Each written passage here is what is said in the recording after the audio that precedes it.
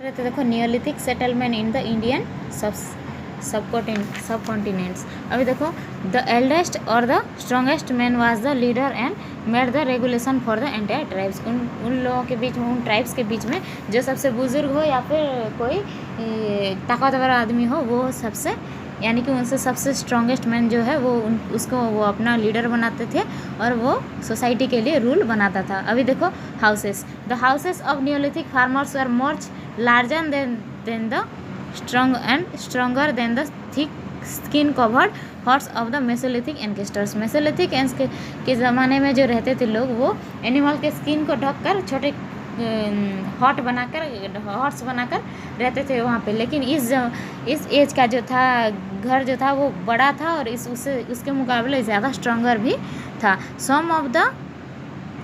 Some of them were built as split logs. Some of people even start living in bricks houses of some was earliest villages. वो कुछ लोग तो ईंट के घर में भी रहना स्टार्ट कर दिए, लाइक मेहरगढ़ में had rectangular made houses made from mud bricks. मिट्टी के ईंट के बने हुए घर में वो लोग रहते थे और रेक्टेंगुलर शेप के घर वो था। ईच हाउसेस है सेवरल रूम्स, एक घर में बहुत सारे रूम्स हुआ करते थे।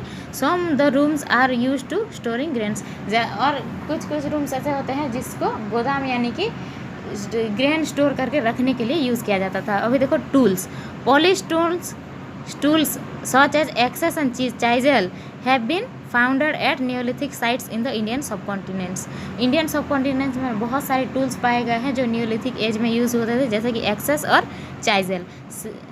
Sicles and reaping knives were develop to harvest crop. Sickles और रिपिंग नाइफ्स नाम का कुछ हथियार थे जो क्रॉप को काटने के लिए उसको यूज़ किया जाता था। At some sites like Mehrgarh at Burzahom microliths and bone tools have also been founded. ये मेहरगढ़ नाम का एक और बुरजाहोम में माइक्रोलिथ्स और बोन टूल्स में नियोलिथिक एज में जो यूज़ किए जाते थे उस टूल्स को बोला जाता था माइक्रोलिथ्स। और बहुत सारे हड्डी के बने हुए टूल्स भी वहाँ पे यूज़ होते थे। The bone tools include harpoons for fishing.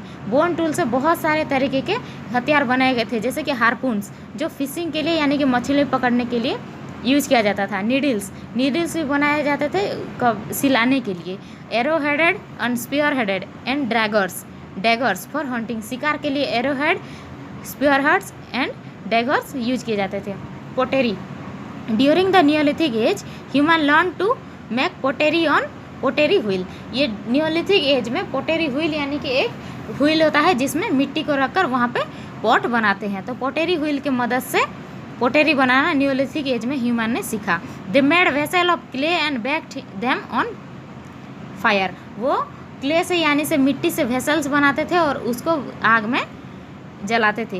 Pots were also found having design on them. Pots में बहुत सारे डिजाइन भी पाए जाते थे। सुंदर बनाने के लिए पॉट को वो लोगों बहुत सारे डिजाइन भी उसमें बनाते थे। Pottery found in northern India was black grey ware with matte finish.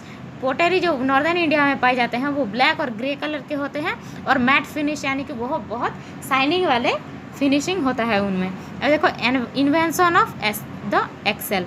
One of the greatest invention of the neolithic human was the wheel with an axle. Mesolithic age में क्या था, व्हील सिर्फ invent किया था human, लेकिन neolithic age में axle का invention हुआ। An axle is a shaft on which the wheel rotate. Axle जो है वो व्हील का बीच का हिस्सा होता है जिससे व्हील यानी कि व्हील जो होता है वो पहिए जो होता है वो रोटेट होते हैं। इम्प्रूव द ट्रांसपोर्टेशन, ये ट्रांसपोर्टेशन में बहुत इम्प्रूवमेंट लाया। And increase the pace of development को ये दुगना तिगना कर दिया। Perhaps the wheel was also used in spinning thread. ये व्हील को धागा जो बुनते थे, कपड़े जो बुनते थे, उसमें भी इसको यूज़ करने लगे। Which led to weaving. Once weaving was known as man used cotton and wool to make clothes. Cotton और वूल को वो लोग बुन के वो जो व्हील होता था उसमें घुमा कर उससे क्लॉथेस बनाते थे। The pottery wheel was use to work with clay to make better pots. Pottery wheels जो होता था उससे बहुत सारे पॉट बनाने के लिए भी उसको यूज़ किया जाता था।